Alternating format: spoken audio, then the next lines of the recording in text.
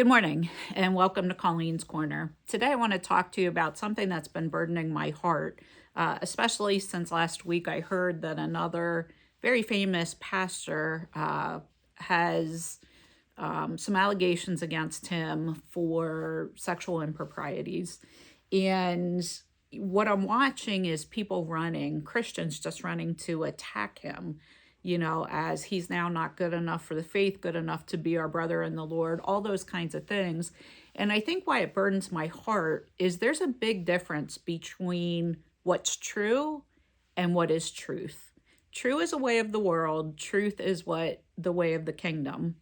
And it's important to note that in John 17, Jesus clearly tells us, well, he prays over us, that we would be one as the Trinity is one, and that there would not be divisions, there would be unity. In fact, the world will know us from that unity.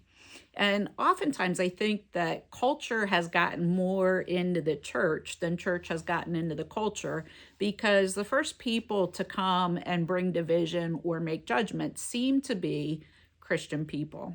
Not that non-Christians aren't judging, but just talking about the church and what we're called to as believers, it is just really hard to see that we're kind of, throwing stones as well. Why is this important? I think regardless of what another believer has done, there are two things. There's true and there's truth. The true is maybe they, had an affair. Maybe they relapsed to drinking. You name whatever it could be that has happened.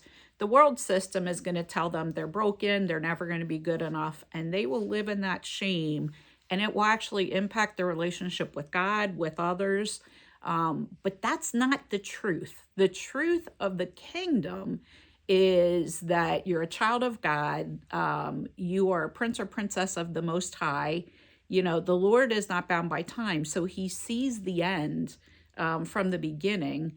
And so, sure, he disciplines those that he loves because he wants us to be restored, but he is not assailing us, nor should other believers. Our job as believers is to walk in the truth.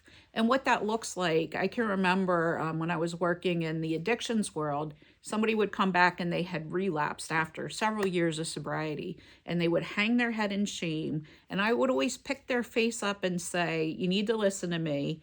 You are a child of God. You are a prince of the Most High King. You're my brother in the Lord, and you are loved, and your purpose has not changed. What is true is you've relapsed. This is a little wrinkle in time, and there are consequences, and I will be here to walk those things out with you. There's nothing we should be saying the person is not lovable by something that they do in a period of time, even if they've done it against you. And I know that's really, really hard, and it is not intuitive in the world's eyes, because they want division. I mean, Satan wants division, and he really wants the church to attack each other more than anything, because then we lose our witness that unity provides to the world. So I'm hoping this has encouraged you to understand the difference between true and truth, and to really stand firm in your relationships when there's other believers that have fallen, that you don't condone their sin, but you also help them remember who they are so they can continue to walk out the God-given purpose that God has ordained for them.